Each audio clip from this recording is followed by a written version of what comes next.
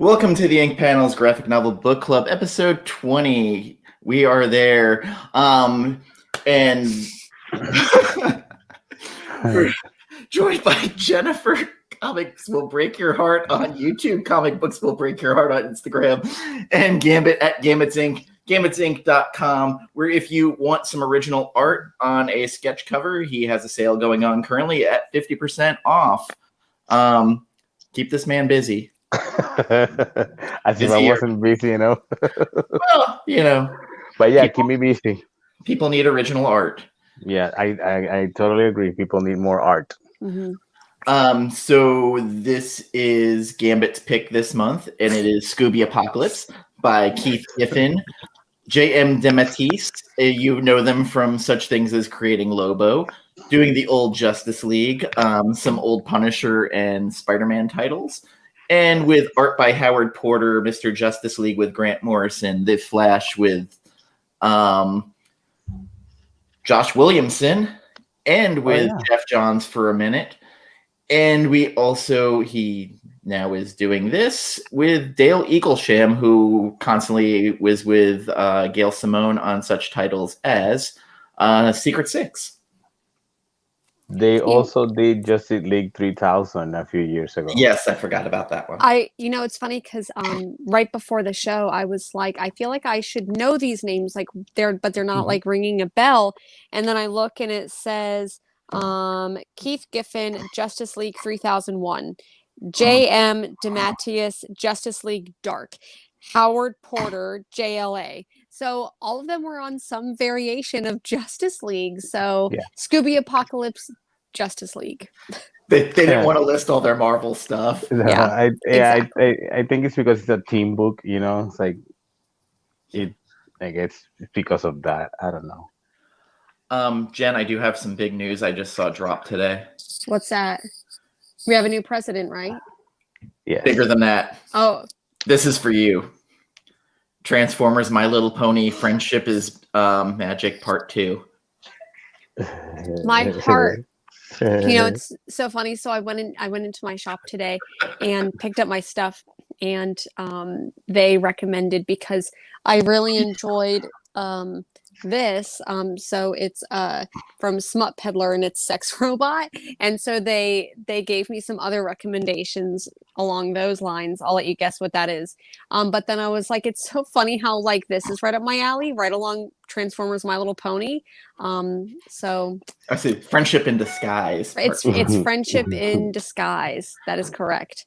Did you buy the trade for Pulp? Oh yeah, yep, the trade paperback. Good. I did. I can't wait for you to read that, because I want to know your opinion on it, because that was my book of the year. Oh, really? Okay. Yes. Which book was it? Pulp by Ed Brubaker and Sean Phillips. Okay. It was an original graphic novel. Thank you, off-screen magic hand. Yeah, I picked it up. Right? The off-screen magic hand is the best. You go like this, and so you have what you need in your hands. Do you know what would have made that book better? What? Having a Josh Middleton cover on it. Right? God. That would make it A++. A++. I think that we should do the entire show like this, or at least until Dan puts it up in front of his face. Mine's on digital. His is on digital. I'm just kidding.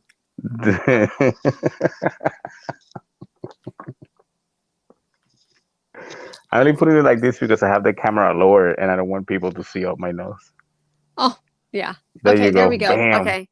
Now we're the team Book on the Face. Book on the Face Club. I also want to shout out Read Across the Stars for her Punchline Busset video. Yes, that was funny. Beautiful. Absolutely beautiful.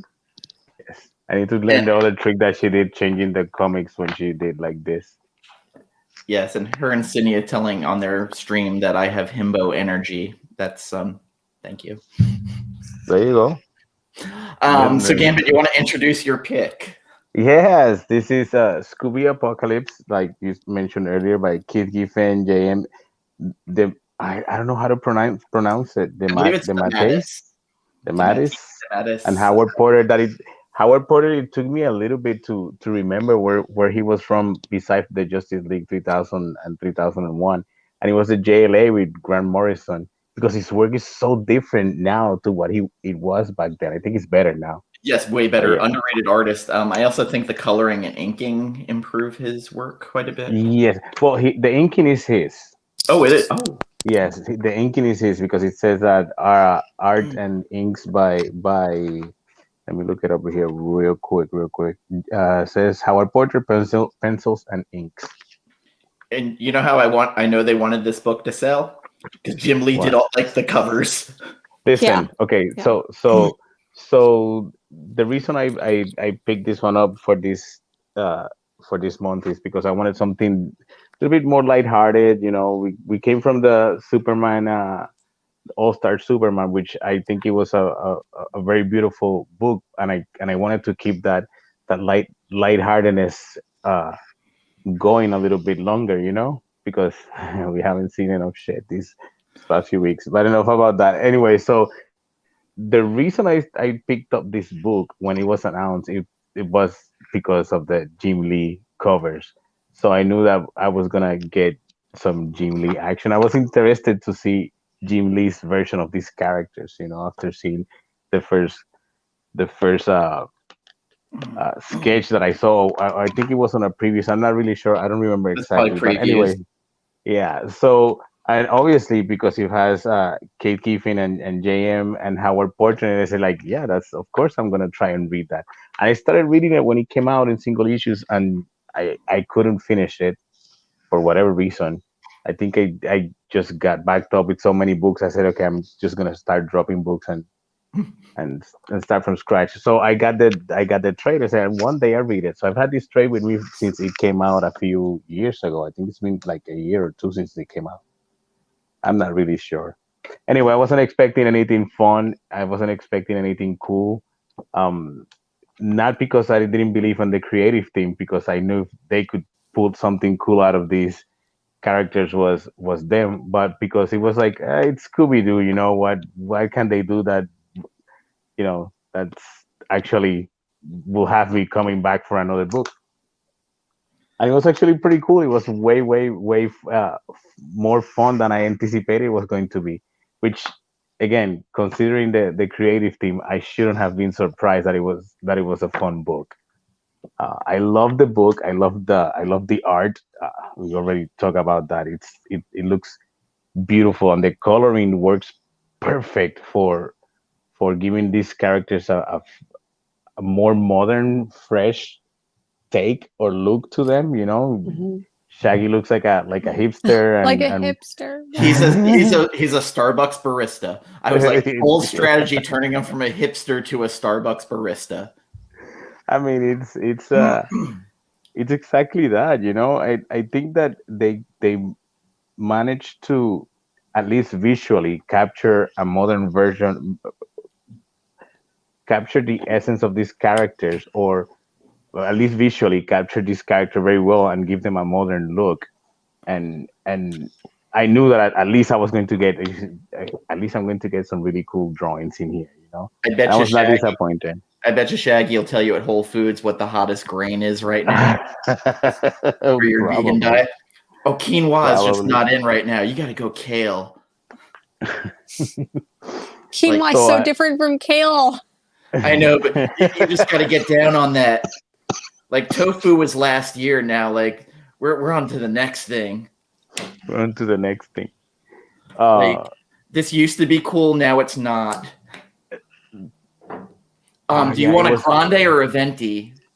No, we don't say large or tall. No. Well, the reason why they do that, I can tell you why they do that, is because first they came out with the short, and then they came out with the tall. So it was short and then tall became the small size, and then their Starbucks in my Barnes & Noble for 20 years. Yeah. Very aware. Yeah. I had to listen to the customers. But I just want a large. I'm not trying to explain that to you. I'm trying to explain to anyone else who might not know is that there is a reason why that's there. There is a reason why it has that variation. Why are you barista-splaining? it's a lazy writing to assume that our audience knows what we're talking about. So I'm just joking. I Look, know. Stanley said everybody's comic book could be their first book. So everybody's first coffee explanation could be.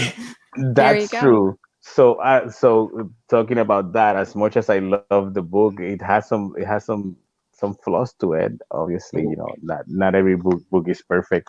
It has some things that I feel like uh Daphne's attitude towards Velma. Velma. Thank you. Towards Velma, I get it. She's angry at her. She blames her. But I feel like it's like too. It was too much, and I felt like it was too repetitive. Like every three Daphne's pretty pages. quick to punch fucking everyone. Yes, Yeah. and every 3 pages she was there to remind us how much she's angry at Velma for doing this thing. And Like Fred and just made a joke about the ratings, and she fucking punched him in the face. she's like trigger happy when it comes to punches. If it comes to punches, So they I'm gonna they. say something kind of bold here. Hmm. This felt like Joss Whedon wrote it. Why? Because of the way that he like tends to write women, or like specifically Just the jokiness in it, and the way some of the women were written. Yes, like there was some vibes there. As I was reading this, I Mhm. felt like the way that it wrote all of the characters, like there's moments in this book where I meant to like highlight one specific page, but there's a couple of pages in here where it is so dialogue heavy, and I'm like, man, why would they do that? That's just a lot Yes. of dialogue for one page, and there's a lot going on. But I think the reason why they did that is so that all four, I mean, five plus Scooby, ends up getting almost equal page time. It was a Exposure. Kevin Smith page. It was just Yeah. so fucking much dialogue, and I was like, "Oof." Yes, there. I felt the same thing, that Like, there's a lot of dialogue in this book. It took me it took me a little bit long to finish this book from start to finish. In one reading, it was like, oh my god, there's a lot of. I mean, that's the whole purpose of a book, to read it. But we have a visual medium here too involved. So I fell asleep after I issue felt 2. that I'm not gonna lie. I fell asleep a couple of times, not because it was boring, it's because I was tired, and just like, oh my god, so many words. So at times it feel a little bit heavy in the word count, but they try to give as much exposure to these characters, and equal screen time to them, and make you care for these characters. I think they did a good job. You don't necessarily feel too much for these characters, but since if you're like me, if you have a childhood connection to these characters, you kind of already feel connected to them, so you kind of already fill out certain gaps in these characters. You assume certain things based on the nature of these characters, and I think they did a good job. Like I said, there's it's thing like when she mentions that she could remember the papers that she had on the clipboard, that she could remember all by memory, and then she uses like, oh, I left the clipboard there with the data, maybe we should go back to go get it. It's like, I mean, was she like, being sarcastic? It's a little mhm. bit out of character because she's not that type of character. But it's Is she things a that. villain? Is she a villain? What do you think? I don't think that Mad she is. scientist trope? I Like don't Tony think that Stark kind she's of the villain? villain. I would say if anyone in the book is a villain, I think that Daphne is the villain.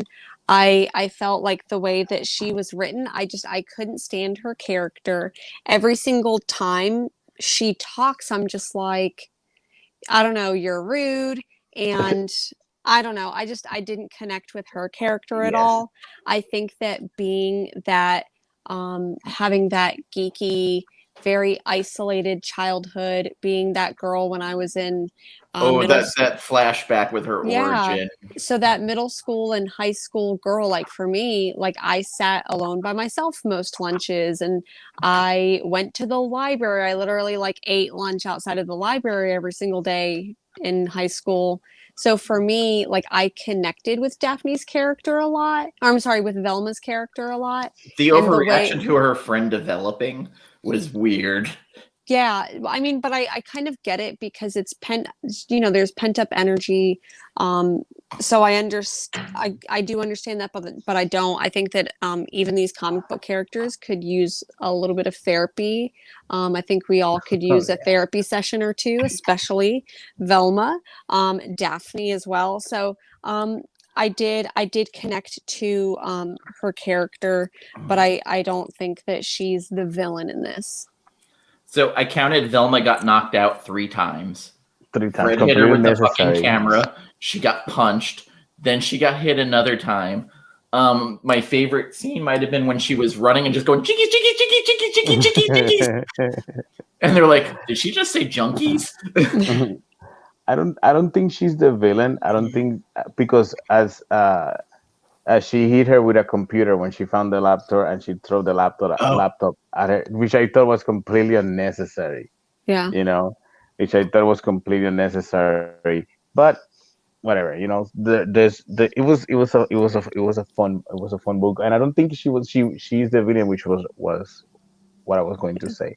She's kind of like a Tony Stark. She's kind of like I cause my own problems. I feel like they made her go through so much already. Like she gets knocked down 3 times. There's and she's already being suspected by Daphne, like on almost every 2 pages. She's like, I hate you. It's your fault. Your fucking thing is like, let it go, girl. I get it, but now's not the time. I did like the explanation of Scooby's ability to talk. Yes. Except they kind of were like, oh yeah, we experiment on dogs, and I'm just like, that explains why Scrappy Doo. I don't want to talk about Scrappy Doo. Scrappy Doo was never one of my favorite characters. No one likes Scrappy. But can I just talk about how like Scrappy kind of has that himbo energy at the end? Yeah. That's when he started walking. I was like, oh no. Yeah. He got big for that last panel. He got big for that panel. Scoobert. I didn't have troubles with Scrappy when I was a little kid, honestly. He was kind of annoying. He just said the same thing that Rebecca said. God, he was fucking awful. Well, there was that Simpsons where they had like the one dog character show up, and he was just like, "Here's the cool character." Showed up. I can't remember what the hell he's called. Oh, I think we lost Jennifer. I'm still here. I'm just moving my cat. I'm sorry. Maybe I'll do this on like screen, but like I'm trying to just like move him over just like a little bit, and y'all, like he just does not want to go anywhere. Come on, no, bud. My cat does the same thing. She gets heavy. She just gets heavy. She's like he literally just doubled in size. Come on. Yep, he's the heaviest matter in the universe right now. What is he doing?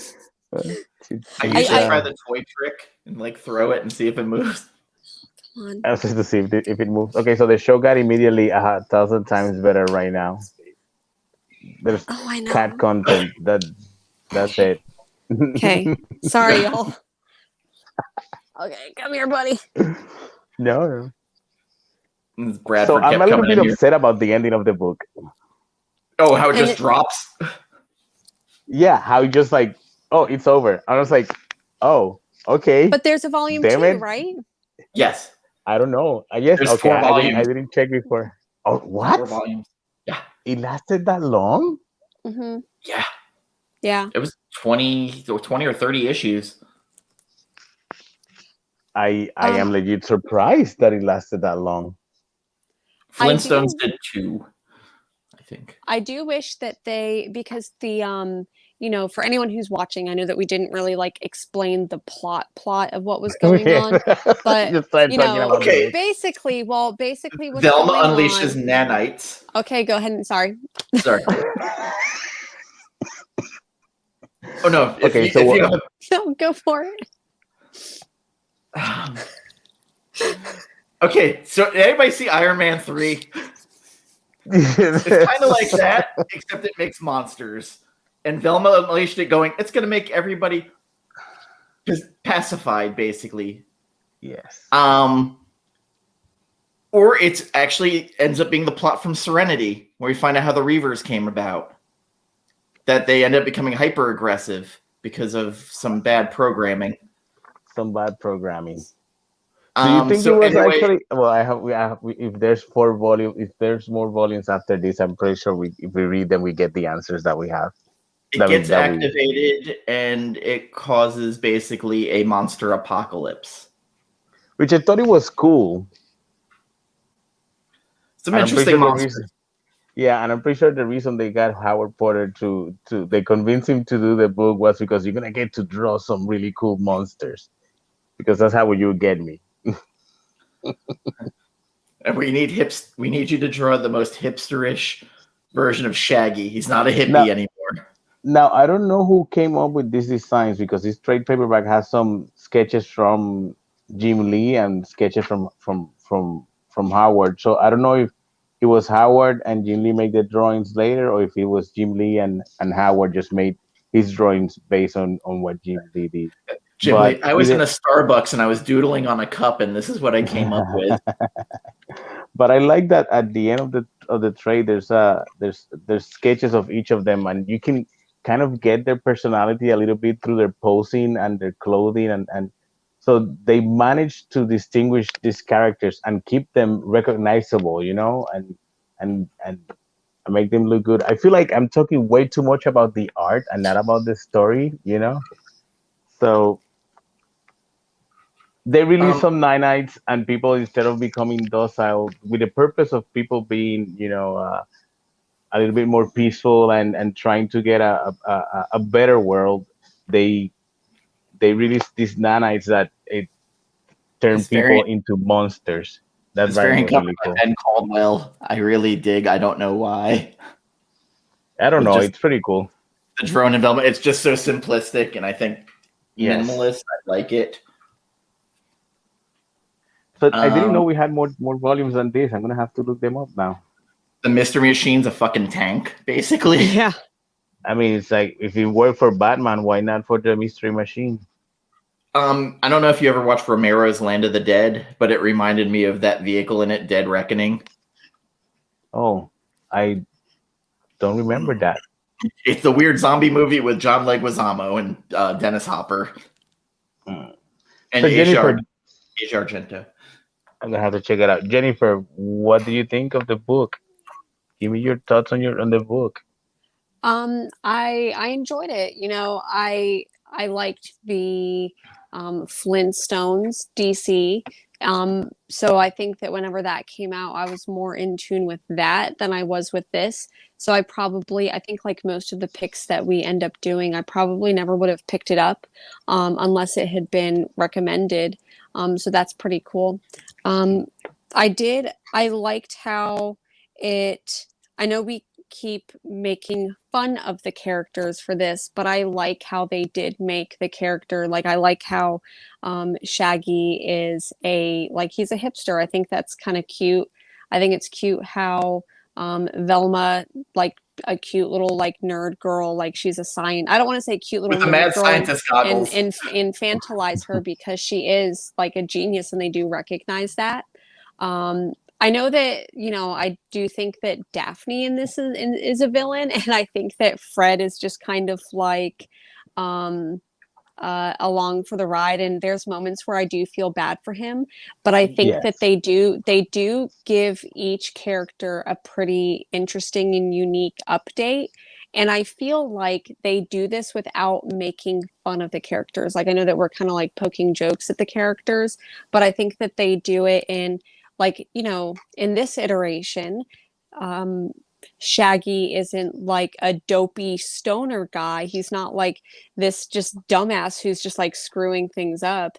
Just in touch with his feelings. He's this, I think that he's a really complex character in this. Like, I think that he's actually got a lot more depth. Like, he's not just like, obviously in the cartoon originally, he's coded as like a dirty stoner hippie. And yeah, he may be like Starbucks. He may be a Starbucks barista. He may be a Starbucks barista, like hipster or whatever, but I do think that they give him a lot more agency. He's a dog trainer, and he's actually have to be really smart and dedicated to do that. So I actually think that giving him that agency and giving him that depth in this, I really enjoyed. I liked that. I connected with him, and I connected with Velma a lot. Like I said, especially being that loner high school girl and maybe like that loner adult geek now. I like it, and I identify with it a lot. I feel like Daphne would have been one of the people trying to storm the Capitol. Probably. She would have live streamed it on Parlor. Yeah. Probably, because by issue 3, although in the first time that she shoots a gun and kills one of the monsters, she's freaking out. They try to have her have some, and it's expected if you have to kill some living thing for the first time. But by the next 2 issues, she was already, just very comfortable carrying that big gun, and she got really comfortable with immediately taking charge of that big gun and shooting at everything that needs to be shot at. Same with oh my God, I forgot his name, with the dude. Fred, thank you. There's a thing. There's a panel where he's like, I've never shot a gun before in my life, and he's like in a super very cool pose shooting this huge gun in a very impossible, pose, shooting at a monster without looking at it. And thank God that he hasn't shot a gun before, So I feel like they got too comfortable. They got comfortable with these guns real quick. I mean, they do explain that she's been handling guns since she was very little. So yeah, there's a chance that she is the type of character that would have tried to storm the Capitol. There's a moment maybe I was just too caught up in my feels today, but when Shaggy kind of saves Scooby, and Scooby walks up and goes, "Love you," and I was just like, oh. I thought that that was cute. Development between them was very. I liked it.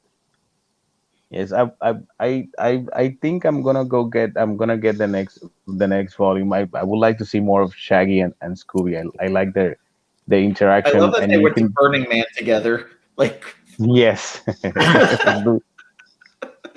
I mean, if your best friend is a smart dog that can talk, and he says, I want to go do Burning Man, you take him to do Burning Man, man. And it has goggles that make emojis. Yes, that was pretty cool too. I thought that was pretty nice. I could totally see this as like a Black Mirror episode of Scooby-Doo.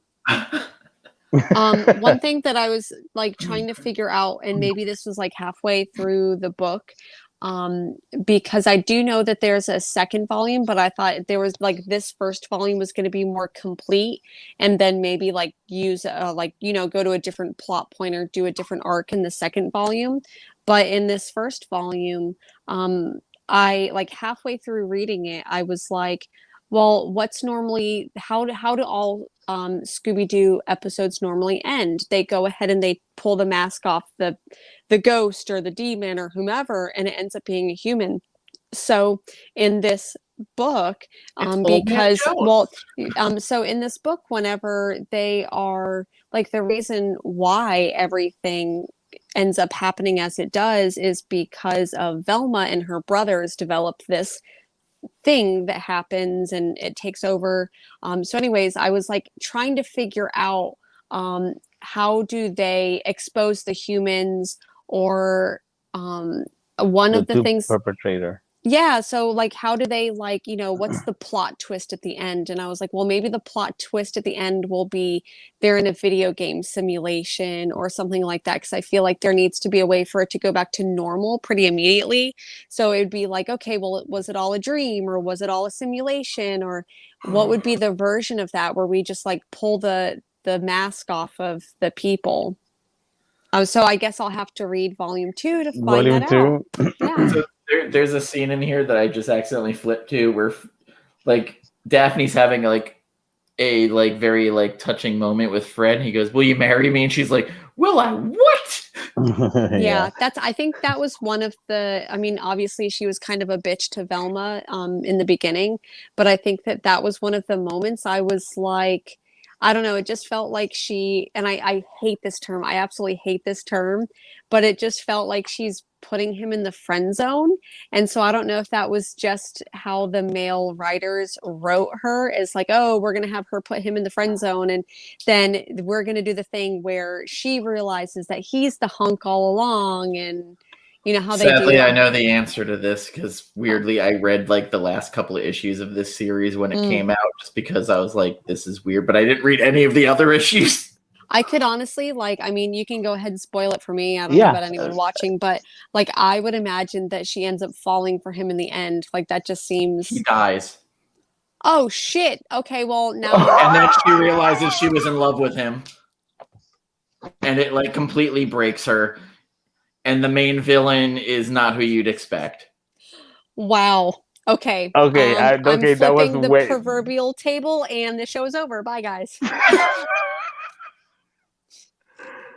Are you kidding me? This get this good? It gets that good? Like it gets to the point where you go like, I mean, you just. It gets fucking real heavy. Like, I read like the last 3 or 4 issues when it came out because I was like, what the fuck is this? But I didn't read any of the other stuff. So I had no idea what the hell was going on. I just know there's a shitload of zombies. Remember that we didn't care if you spoil it? I kind of regretting saying that right now. Now I kind of regret that. Yeah. Oh no, I'm not revealing the big bad because the big bad you're not going to expect. Okay, yeah, shut up. Enough of that. Actually, there's several big bads, but okay, so what you're saying is that you might want to read all 4 now. That you might want to read all four volumes of this. Holy, I'm sorry, people, for spoiling that romance. But knowing that there's 3 more volumes after this, it actually makes me feel better about it, because at the end of this, I feel like it was incomplete. That's I think one of the main flaws of this first trade is that in those first 6 issues, it's like We Can Never Go Home, where it ends and you're just like, oh, okay, exactly. Like there was nothing resolved by the end of this first season. First volume. I do feel like, though, at the end of We Can Never Go Home, I feel like we at least did get a finished arc. Like, this doesn't even feel like the first arc even finished to me. So I do wish that like there was an arc there. I don't know. I do feel like it was abruptly ended. I wish that I had gotten a Pinchmore resolution, but maybe it worked because now I'm like, okay, well, now I have to read the next one. Well, someone tweeted at Matthew Rosenberg asking when We Can Never Go Home's coming back, and he just wrote ha ha ha ha. So I'm just gonna and not the W. Maxwell Prince. Ha ha. Ha ha. I shouldn't be that upset at. I shouldn't be upset at that reveal of someone dying at the end, because the first book I did, the main character dies at the end. It's so it's actually I sometimes prefer when that happens, depending on how the book goes. But I was not expecting that from this. Legit. Yeah, that's why I said it's kind of like it feels like Joss Whedon a little bit. Huh. I didn't get a Joss Whedon vibe out of the book. But I can see that. It's mostly the way Velma and Daphne were written, because all I kept thinking was like Faith and Willow. Faith and Willow? A little bit from Buffy. Oh, I'm not familiar with those characters. Yeah, I never got into those either. Hello, Andrew. Thank you for getting my books to me by Tuesday. That was awesome. Being able to have Immortal Wonder Woman on the day it launched. I really appreciate that. And the packing, like always, was superb. And we only find them when we're dead. Christian Ward variant he put in my box. So, and that Homesick Pilots #2 variant, c'est magnifique in person. So now I have a quest: is finding the next volume of this thing and reading it. Was the whole thing written by the same team? I believe so. Yes. Yeah. Wow. I don't even know what to say. Like I said, it was Flintstones ended after I think 12 issues. That sounds about right. Because knowing that if these books kind of now feels different in my head, now it sits different. What I read, it sits different. I'm sorry, I interrupted you, Jennifer. What were you gonna say? Oh, I was gonna say, and I know I keep like talking about this, referring back to Flintstones, I guess because I was more familiar with that. But it seriously, like, it tackles some very heavy issues, like modern day issues, in a really like weird anachronistic way, in the way that Flintstones did. So I think that, we were talking earlier, like who we would recommend this to. And I think that there might be a couple people I'd recommend it to, but I think if someone did enjoy Flintstones, they may also enjoy this, if only for the nostalgic reasons. Yeah. Scooby Apocalypse has 6 volumes. I'm sorry. Oh, mess. What? Yeah. That surprises me a lot. I am like I said, it was a fun book, but I didn't imagine that it was that it was gonna last that long, and I never imagined that it was gonna last that long. 36 issues. Wow. It's so sad to me because, like, I feel like we can't even get a story featuring a like female in DC, like a female character that lasts that long. But Scooby Apocalypse. What? Wow. Final issue. Wow. I don't know what to say. For a Gambit. Yes, 20 episodes. Yeah, because it just that now the book has a completely different tone. I thought that the book was a fun book, that it was interesting enough to have me read the first volume. It didn't end as I thought it was going to end, so chances of me getting volume 2 weren't that high. I was like, I don't know if I'm going. It was, if I'm at the comic book store and it's not there, I'm not gonna be like, then order it for me. But now I feel like, okay, so order it for me because I want to read what the hell is gonna happen now. Bradford. Hey. Say hi, Bradford. Cat. Oh, I have cat envy. My cats are not with me. I miss my cats. Sid's not best friend. Oh. They did not get along. He's like, I'm ready to. We're talking about dogs. So he's like, "Fuck you, I'm here." So yeah, this is a whole new, a whole different thing. It just, in my head is now Does that affect your grade now? It does. It does. It does. Damn it. I think this is one of the only times where a spoiler actually makes me want to continue reading it. Because now I want to know. I want to know how it got to that. Oh, Gambit. Since I mentioned it briefly, you like the Joker movie, right? I remember you liked it more than me. Yes. Pick up Haha #1. I have it. Well, I have a blank cover. Okay. Yeah, I have a blank cover that the store put in my bag. I didn't ask for it, and they say, "Hey man, this is really hot right now. You should check it out." I said, "Oh, okay, I guess." But then I noticed on my Instagram feed that apparently, it's actually pretty lit. So I'm gonna, although I have the blank cover, I'm gonna read it. Explanation what? Okay, well, I guess the spoiler worked for him as well. Afterlife with Archie, like that is nothing but tragedy. I haven't read Afterlife with Archie. Oh, it's good. Oh, it's good. Especially there's an issue where Sabrina gets taken and sacrificed to Cthulhu.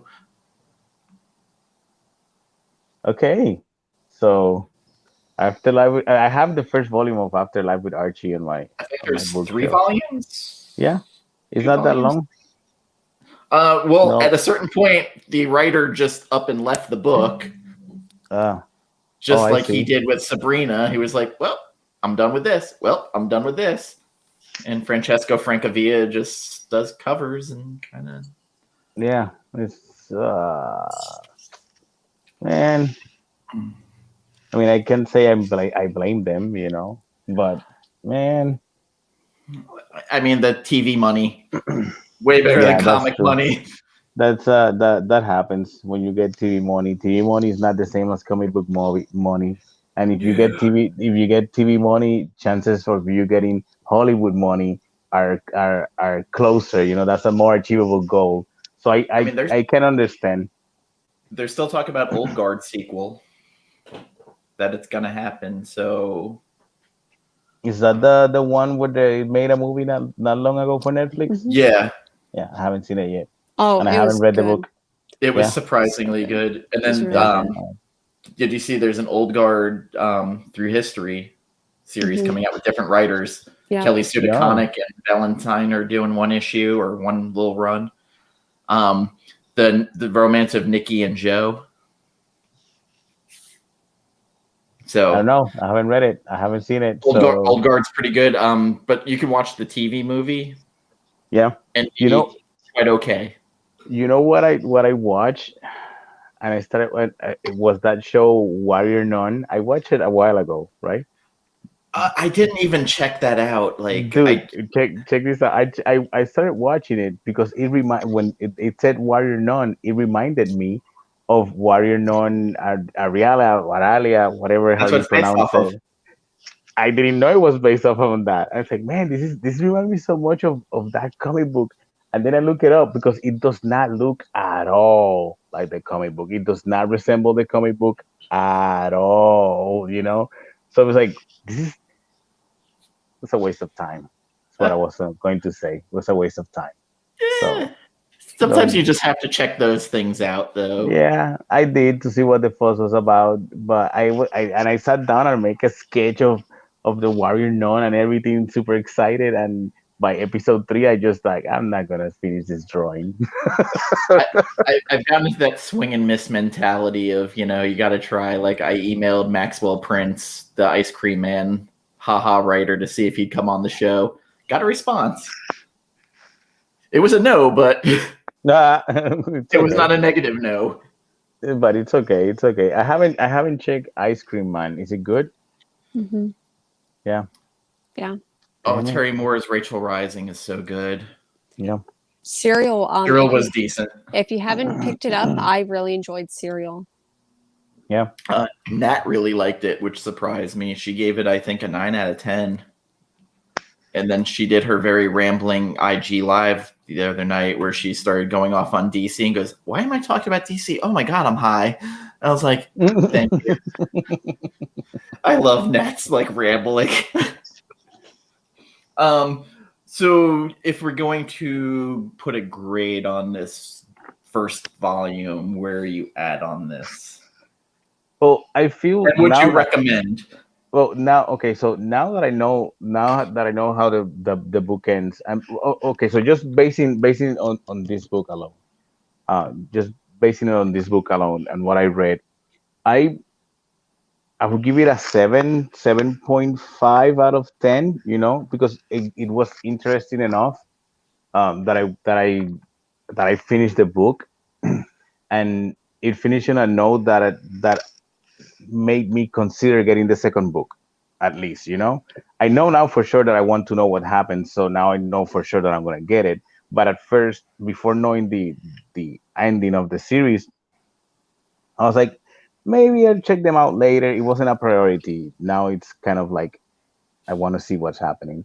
because this book does not resolve anything. It Yeah. just it's a cool origin story on how the guys get together, and a cool way to excuse why they're real monsters and give a touch of realism, realism to these monsters and these characters in this universe. Um, I guess that with a name like Scooby Apocalypse, I should have expected that ending that you mentioned, and actually the book getting a heavier tone. I feel like at some points it tries to get a heavy tone, but it doesn't quite. You don't quite get there, and I feel also that the lighthearted tones are not light enough. So it feels like in this first issue they I guess struggle a little bit on finding that perfect balance between the lightheartedness and the realism, and or the darker tone of the book. I feel like maybe if they would have kept the whole darker tone, it would have been a little bit more consistent, or a little bit more. I don't know. Maybe I'm just rambling right now, but That's where I was with yeah, the Keep weed. rambling. 7.5 out of 10. Uh, because, like I said, it's a beautiful book to look at least, it's a fun book to read. And if you are in your 40s, chances are that you grew up with these characters when you were a child, and you already have an emotional connection to them. And nostalgia plays a big factor in you enjoying it or not. Probably someone who's never watched a Scooby-Doo cartoon ever in their life, or never grew up with Scooby-Doo, will feel like the book is like, I don't care about it. Jen? Yeah, I agree. I would definitely say a good 7 out of 5, 8 out of 10, or 7.5, 8 out of 10. Like I said, I connected with the characters a lot. I really did enjoy Shaggy's character. Um, I do have, of course, a couple of critiques, but that's to be expected. But um, overall, it was enjoyable. I can see why anything that I would critique about this story, like I said, where it's dialogue heavy in some points, I think that was a choice, like a very specific choice, to give each one Yeah. of the characters like equal agency and equal depth. And even though I hated Daphne's character, I think that was maybe purposefully written, especially, spoiler alert for the thing that happens at the very end of the sixth volume. Maybe if that does give that like character arc for her to for her to do that. So I can see why they may paint that character in that way. But I think that they made, especially Shaggy, like I really think about how much depth they gave this character, and like, yes, he's a hipster, and whatever people think about hipsters, whatever, it is what it is. But I really liked his character, and I thought that they It's the mustache with the well, curl. in the show, I think that a lot of times we're laughing at the character and not with the character. And when I was reading this, I wasn't laughing at the character, I was laughing with the character. So I thought that made it a lot more enjoyable. So with the original show, I mean, it was especially the older It was the a older comedy. cartoons. I'm pretty sure that now it's a little bit different. But in the older cartoons, I know it's a product. Even watching it now, I have to keep in mind that it's a product of its time, and Shaggy and Scooby were the joke of the Hmm. show. In this book, they're not. That's one of the things I like about it. They're not the joke of the show, and although there's a reason why Scooby's you know a scary dog. The reason Shaggy and Scooby met in the first place is it's a coward dog, basically, or a failure of an experiment. When things got real, he doesn't have a problem on jumping Hmm. in and having that first bite, which I think it was pretty cool, and it was a nice I it was a nice take. I do think that I have someone who I would recommend this book to. Someone who read We Three and enjoyed it, and maybe wants a little bit more of a light-hearted read. I don't know if they would read all 6 volumes, but maybe if you liked Grant Morrison's We Three, you'd like Scooby Apocalypse. In James Gunn's Scooby-Doo movies that he did, Fred ended up kind of being the joke because he's like a vapid himbo. Himbo energy. James Gunn did Scooby. James Gunn did. Wait, what? Yeah, he did Scooby 1 and Scooby-Doo 1 and 2. Oh wow. Yeah. Wow, you're talking about the live action movies? Was that? Yeah. That was. I saw those movies. Yeah. Oh wow. That basically was like, hey, he can do kids movies and follow direction. So Disney's like, fuck it, let's give him this like movie that we think's gonna fail. Yeah, Guardians of the Galaxy. I did enjoy those Scooby-Doo movies. Not gonna lie. Yeah. So for me, I'm giving it a 6.5. That's fair. Wow, that feels low. So this is kind of dovetailing off what Gambit said. Like, at points, the book doesn't know what it wants to be. Like, it's trying to be comedy. It's trying to be this, like, very grim, dark book, and the balance is poor.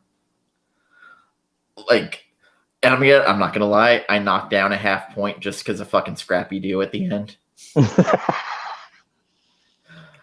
Like, him just appearing, I'm like, oh, fuck you. Like, Scrappy-Doo's about to fuck someone up. And he's small. And I saw him on the first issue when he's in a panel. You can see the panel of the dogs, that are fighting Scooby, that are intimidating Scooby, and you can see that small dog in a corner. He's like, I'm pretty sure this is a nod to Scrappy-Doo. No, it actually is Scrappy-Doo. At least we didn't see Scooby-Dumb, because that was a character.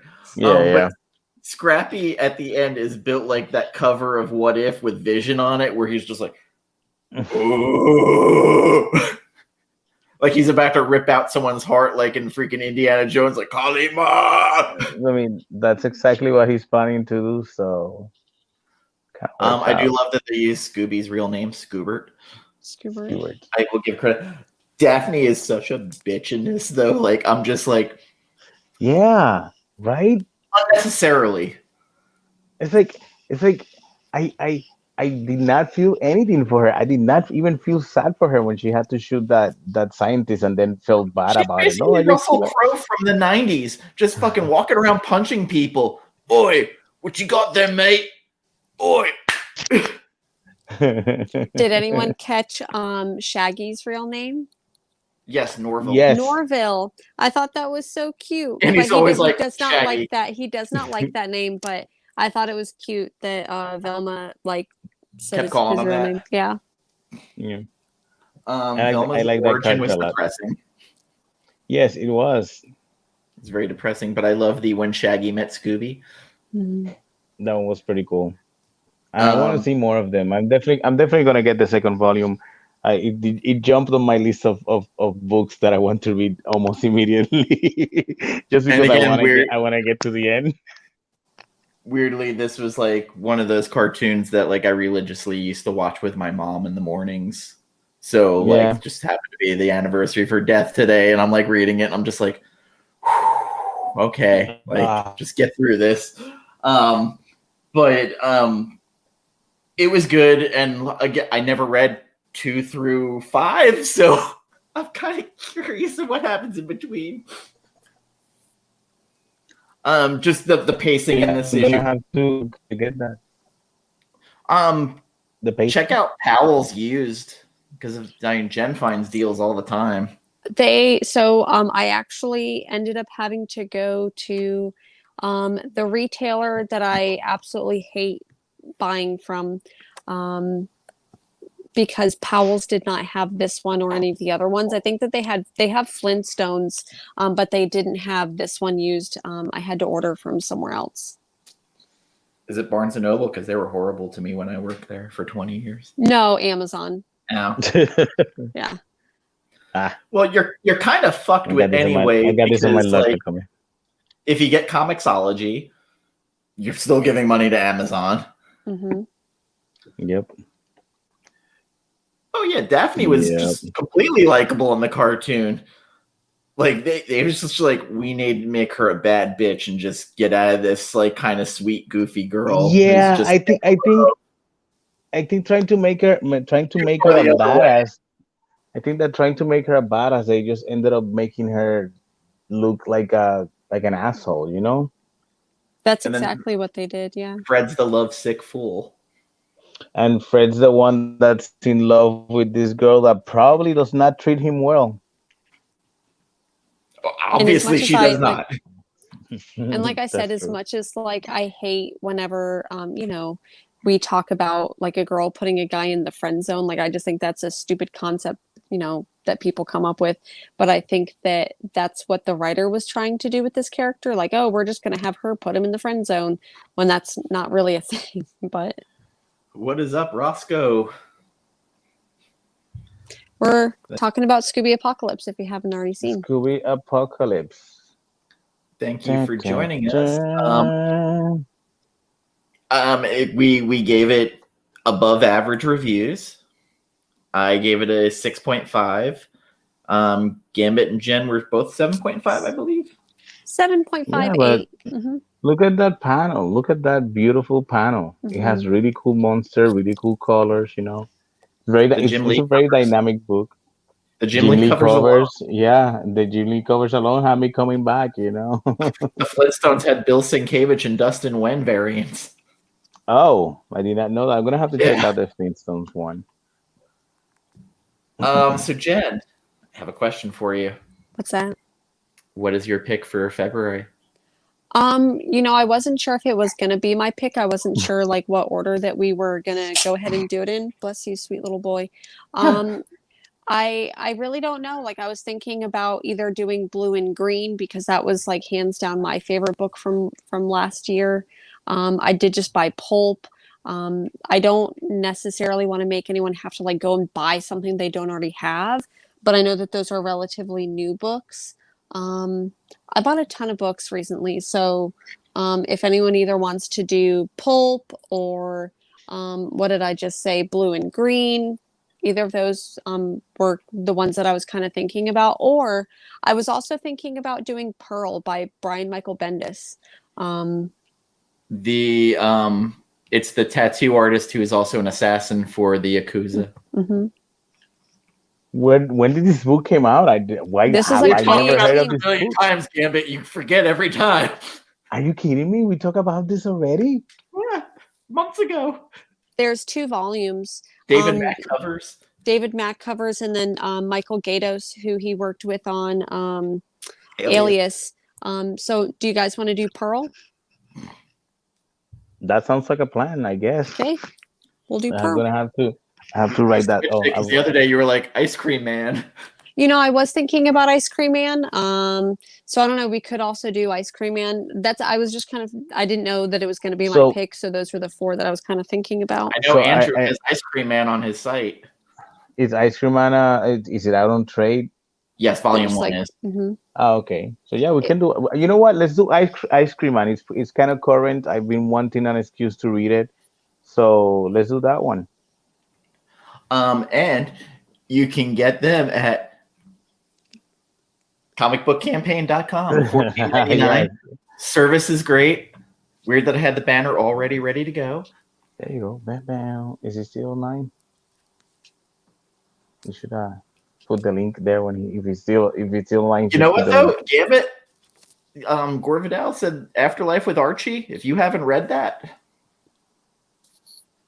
Oh, with Afterlife with Archie, I read the first 2 issues. Oh, you did? Yes, but then the store that I was getting the comics from down in Puerto Rico just closed down, and after that I just stopped reading comic books for a little while.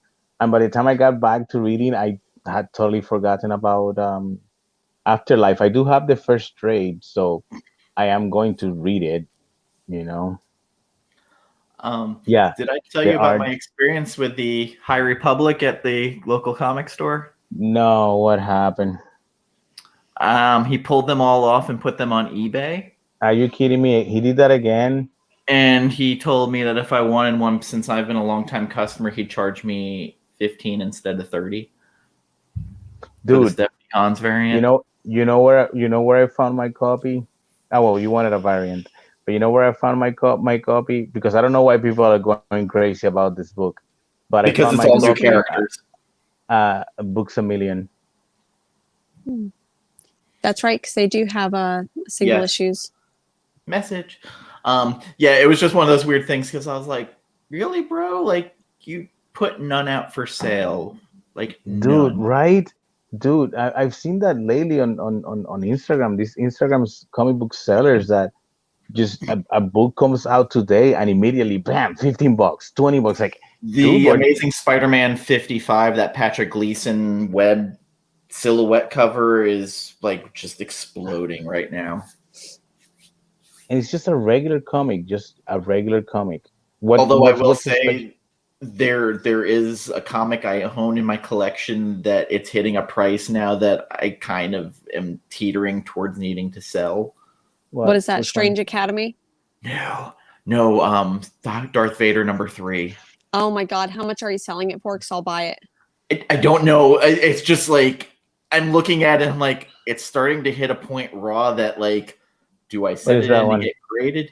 It's the first Dr. Aphra. I imagine it was the first Dr. Aphra. Yeah, I imagine that. I haven't read Savage Circus. I always Is that a heavy metal one? I think this is another one of those heavy metal issues. Savage Circus. I don't know what that is. I haven't heard that one. Roscoe's the one who keeps hitting us with that. The books that like I've never heard. The Power Metal Band came up first. Yes, Heavy Metal Magazine, $2.99. Huh. I gotta start finding these damn books. Like my store doesn't get indies unless you order them, and sometimes you're just late on them. And even then, like I've been buying mostly digital now. Listen, if you want something, let me know. There's the other local store that I do the sketches for them. So if you want something, I can put it on my pull list, and I just go get it for you.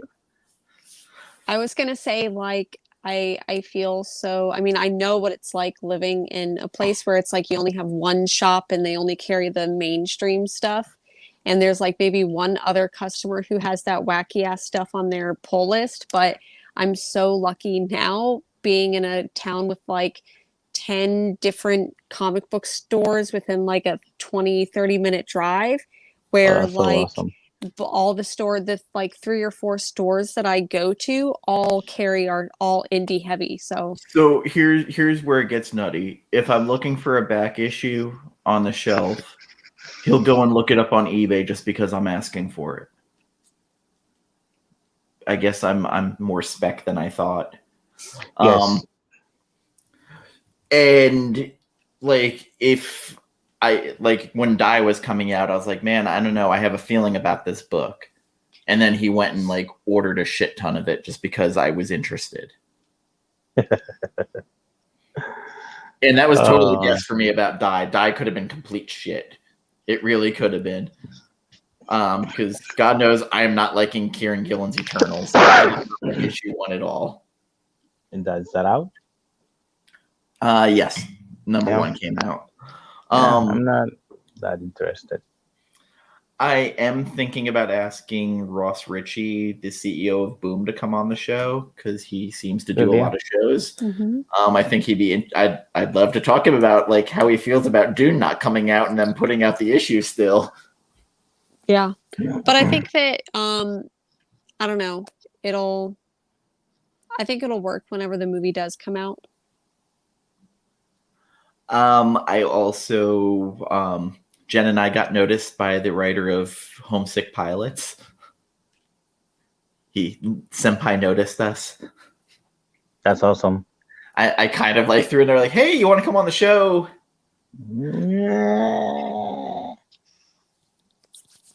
Listen, I take what I can get. I'm not going to push too far. I take my shot and walk away. There's nothing wrong with that. If you don't take the shot, you'll never know if you'll hit it or not. Because I literally had someone go, well, you got these 2 people on. I was like, Yes, and I'm very lucky that happened. I will only push so far. Yeah. It's not that easy, you know. Well, it's technically easy, but it's not that easy, you know, getting people to come in on the show, you know. I did send a subtle tweet to Jason Sean Alexander, like, "Hey, do you want to come on when Rodney's on to defend yourself?" And I got no like answer back, but I'm sure he's gonna be like, "I need to go back and watch what the fuck he said." Hey V, No. we mentioned you earlier and Hello. your Busset video, and also you saying that I have you and Sydney saying I have himbo energy, which I don't know if that's good or bad.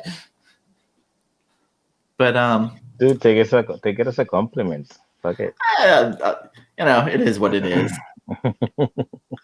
So what have we all been reading maybe that's like not on the radar that you've been enjoying?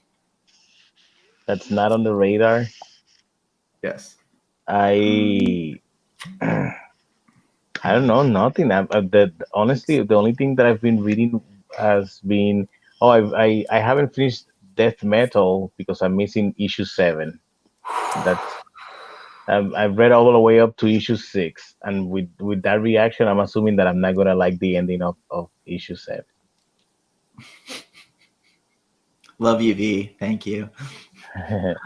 So I've been reading the dark versions of past events, you know, the dark Those multiverse have been version good. of past. Those have been actually good. I'm surprised that they have been actually entertaining. So Jen and I have been reading every Future State book and starting every show with it. Yeah. Are they Some good, good? I some haven't bad. read any of them. Some Yeah. good, some bad. Yeah. Justice League Dark, the backup story in Justice League by Ram V was fucking phenomenal. Yeah. Oh, I read the some of those Cimmerian books, you know, the Conan that's not called Conan. And they were actually pretty good. They were actually pretty entertaining. There's I read 3 different stories. They're 2 issues each. So they have beautiful art. They're very well adapted, you know, to the comic book format. And they were fun. They were fun reads, you know. They're fun reads. I'm still enjoying the Conan the Barbarian from Marvel though. Jen, Rain Like Hammers, did you pick that up? I did. I picked that up today. I haven't read any of my single issues today. But I did oh shoot. Invisible Hand, off-screen Invisible Hand can't hear me playing video games. Well anyways, because I have like my whole like Invisible Hand off screen. Would you be able to grab the white bag in the window right there? Because I did. My invisible hand gave me a bottle of water. Future State Justice League was the one with Justice League Dark in it, V, and I really enjoyed it. Josh Williamson and Ram V in the same issue was fantastic. Green Lantern was I did not like it. I liked one story in it, and that was it because it was Jessica Cruz. Don't let me take your... I'm just gonna wait for the trade paperback. There should be a trade like Dawn of X that's just gonna just have a fat compile the whole thing. Yeah. So I've been reading X-Men. You know, I'm current with the X-Men books.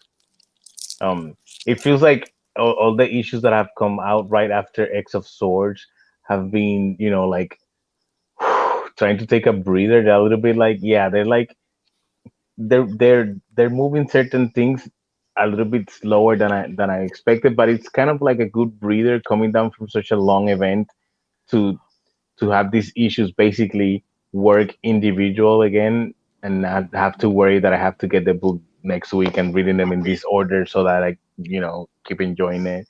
So it's like a nice cool down from that event. When Jen and I did the X of Swords wrap-up show with John's Comics with Kids and Chaos and Comics, all of us agreed Excalibur was like the worst of all of them. No, I disagree with that. I thought that Hellions they were the weakest. Well, Hellions too. Hellions was. I personally thought that Hellions was the weakest. Hellions. I feel like Hellions was the one that I feel like the Hellions was the one that didn't need to be there, but it did give me some really, really, really cool moments with Mr. Sinister. So I'm okay with that. He got his That kind of balance it I out. hate him. Future State is expensive. Like Yeah, it's they're like $9 a book. 5 for some of them. Some were 9. I think next Batman was like $9. Yeah, yeah. You see, and I feel like that's a problem right now, right off the bat. If you're gonna make this book $8.99, make the whole series $8.99. Give me a nice consistent format throughout the whole books, throughout the whole series.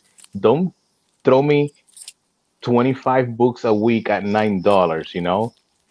Give me Well, 5 books a week. Give me also, 4 books a some week. books are too steeped in what's been going on currently. If it's going on in the future, clean slate it. Like Exactly. Flash and Dark Detective were like, for Jen, she doesn't read those books normally, so like it's all this mumbo jumbo going on. And she's like, I don't read Flash. Like, I don't know what the fuck is going on. Yeah. So, you know, so if you're gonna give me Future State, a story like Future State, give me consistent books, clean books, clean slate books that's concentrated on that future state, on what's happening in that world, in that universe, in that version, and so that anyone can pick it up, read it, and enjoy it, and not have that baggage, from the flash books that you haven't read.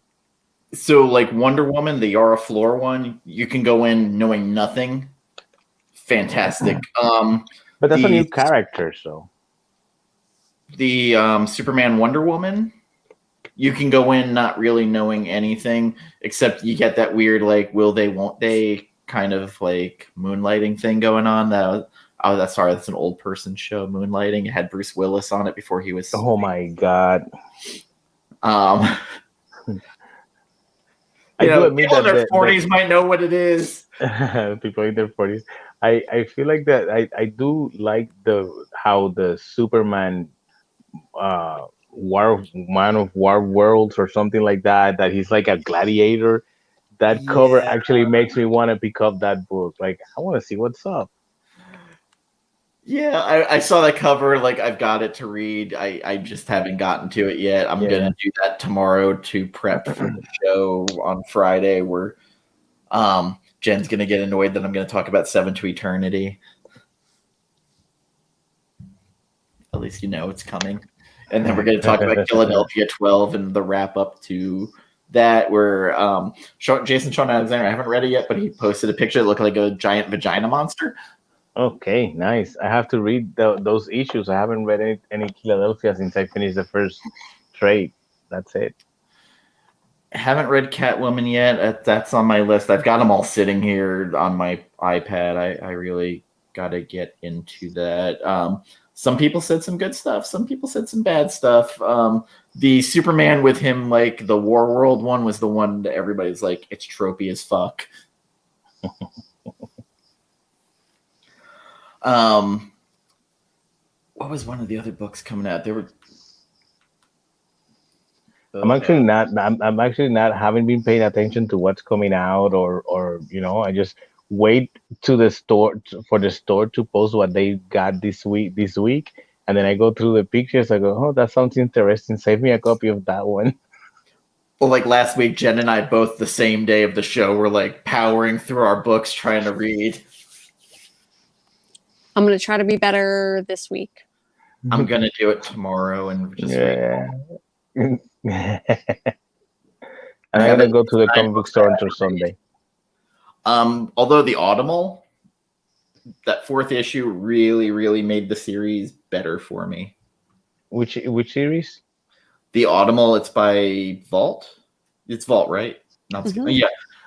It's one of those person moves back to town after their parent dies. There's kind of a horror mystery going on. Kind of a cursed town. Has to do with the forest. Nope. It's fairly interesting so far.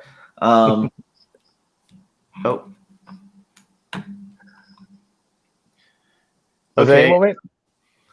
Huh? What's the name of it again? Autumn, like autumn season with an AL on it. Himbo Superman. I'm gonna have to go and look up what himbo means so that I can understand your cool kid jokes.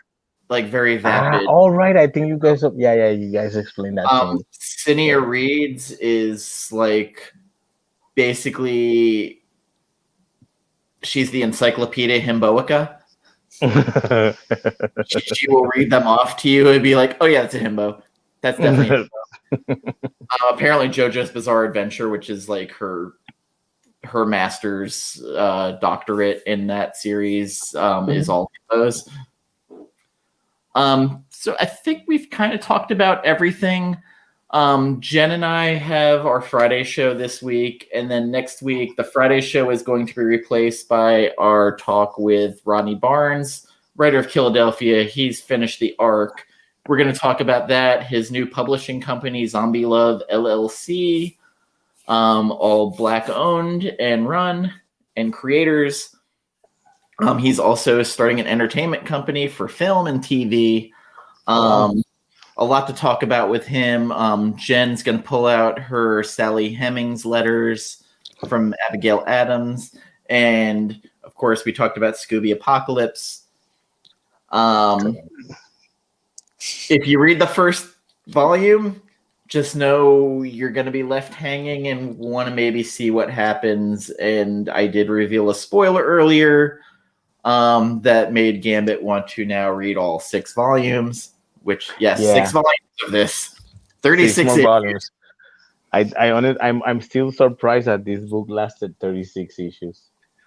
And we're doing Ice Cream Man, right? For February. Yeah, we're doing Ice Cream Man for our next book.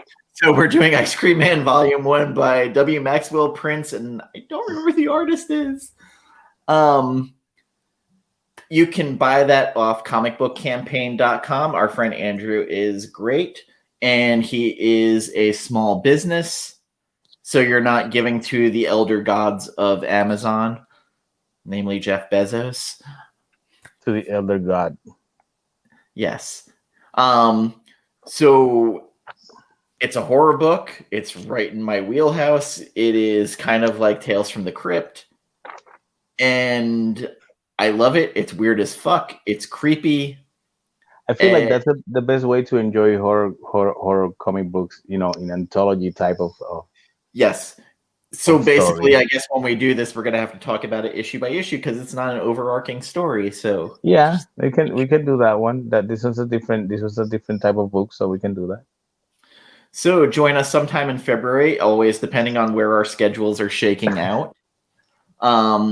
Sometimes it's in the last week, sometimes it's the new week. Sometimes Jen's schedule changes, sometimes my schedule changes.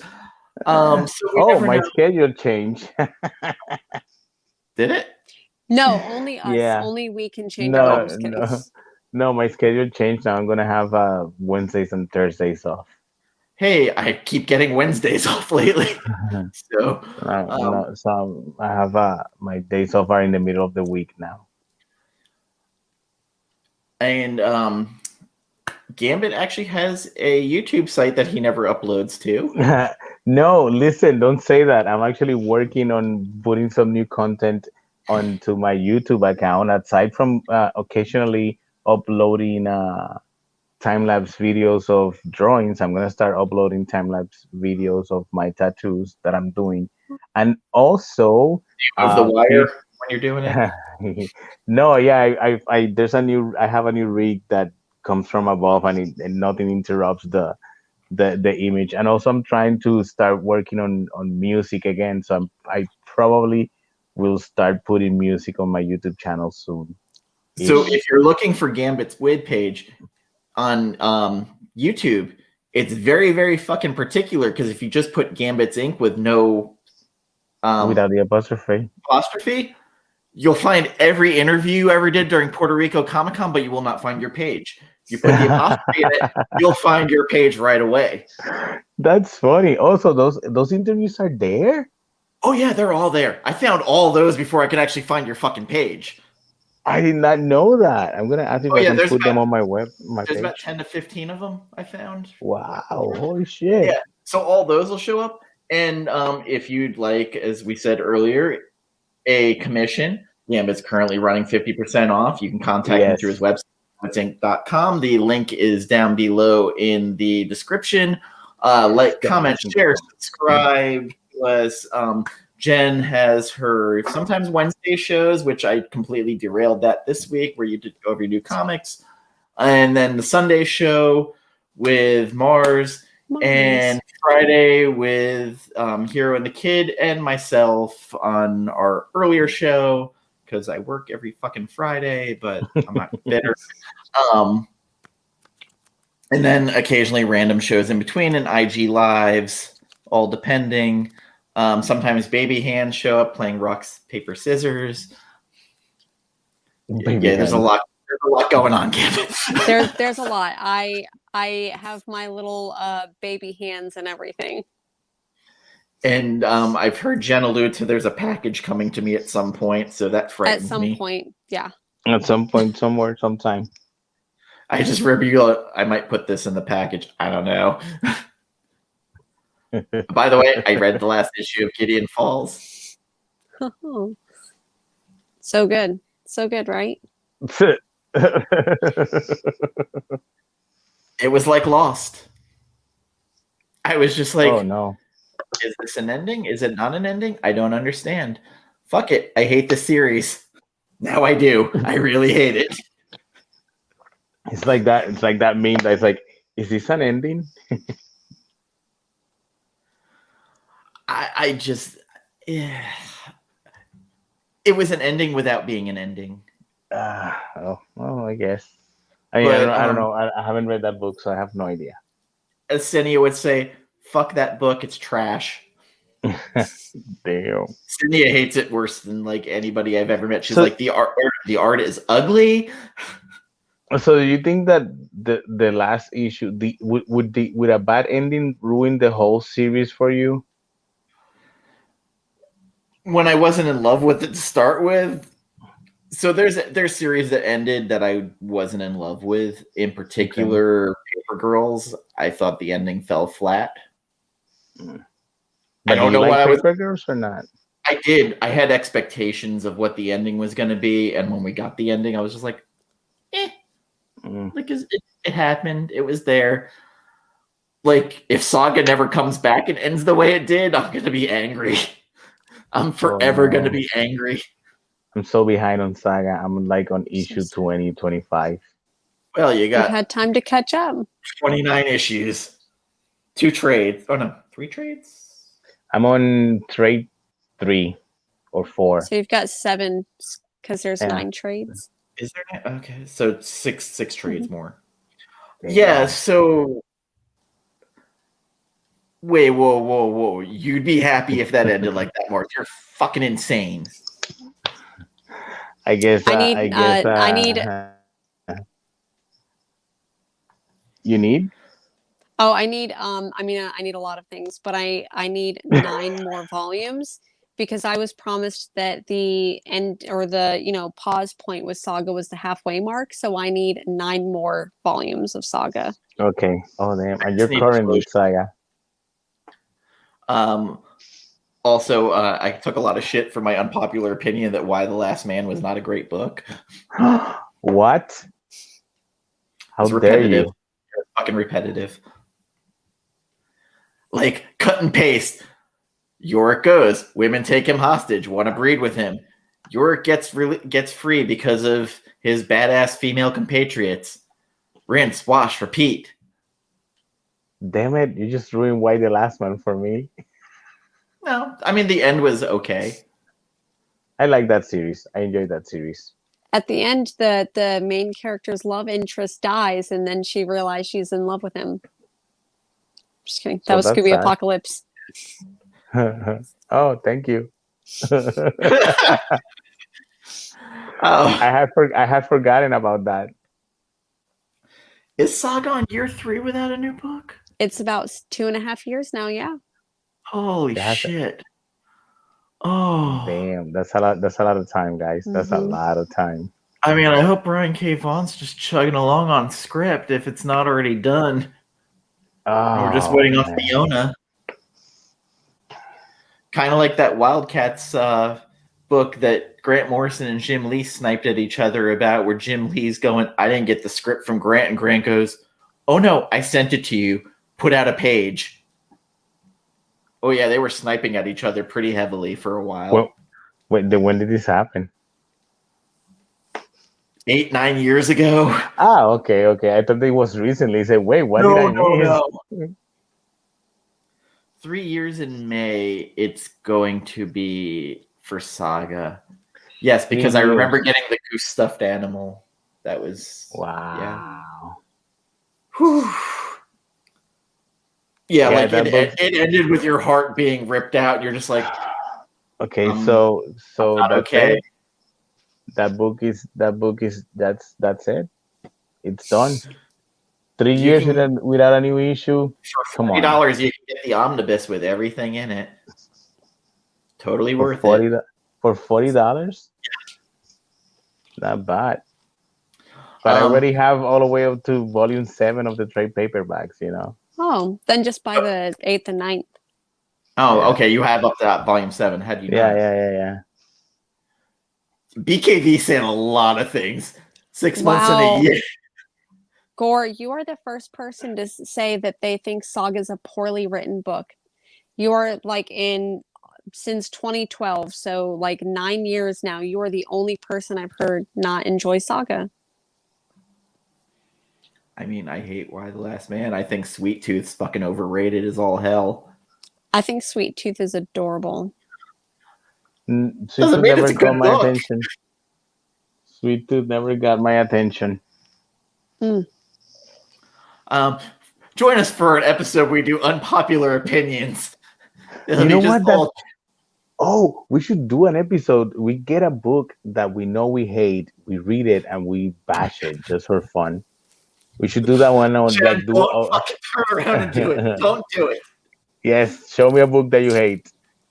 I've got so many, and they all pretty much involve Rick Remender. Oh wow! Yeah. I mean, we could completely like fuck Mercy in its mouth. Oh wait, we already did that for 6 months. Yeah, dragged Mercy through the trash, but I'm here to drag Black Science, Low. We already did Black Science. Maybe 7 to Eternity. I don't know. We'll see how shitty I feel. I haven't read 7 to Eternity. You know, we should do an episode where each one of us has read a books that we hate. You know, and we each talk about why we hate that book. I'm down for it. Mine's gonna drag me to a fucking eternity. Oh god. I have to look for a book. I have to look for a book that I hate. Damn it. Ooh, I have one, and oof. I know I'll find something that I hate. I know. Yeah, there's a book particularly everybody loves that I can't stand. Which one? And no, it's not what you think, Mars. It's not even that Tom King Batman. That's below my radar. I won't. I'm not even going to spoil the surprise, but it is. I already talked about mine. Yeah, mention it. You cannot leave us like that.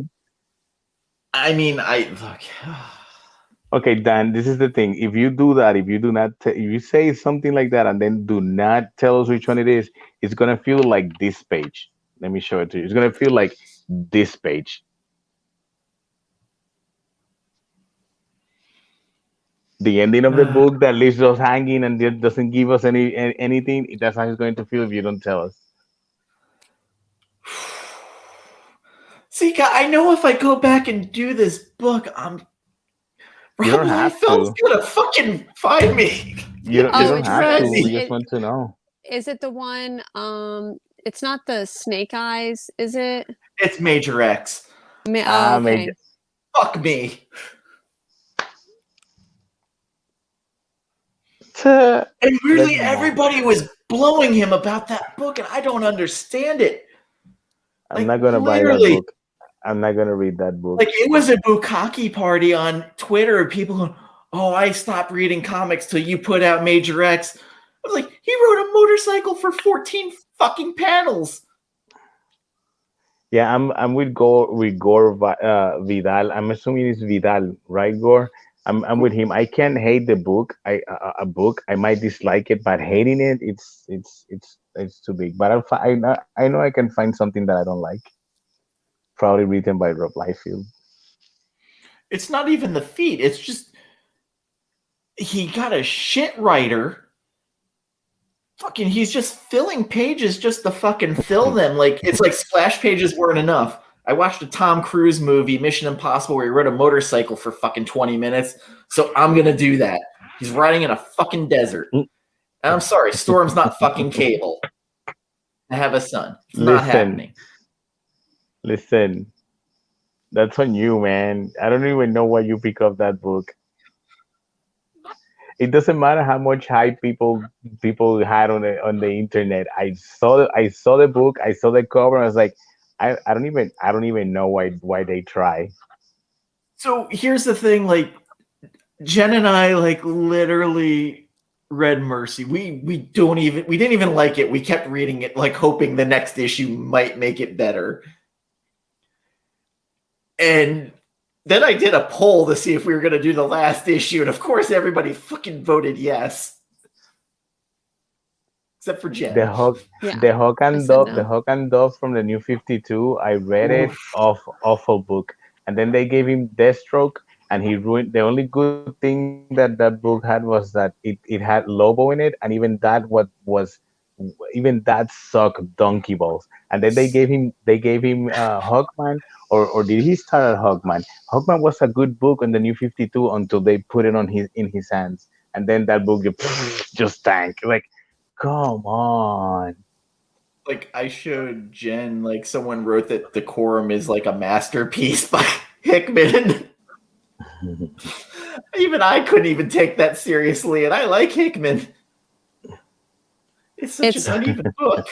I think what ended up happening with Decorum is that Hickman saw our episode we did praising his work, and he's like, this is the shittiest episode I've ever seen of any comic book review show ever, and he specifically wrote Decorum to fuck with us.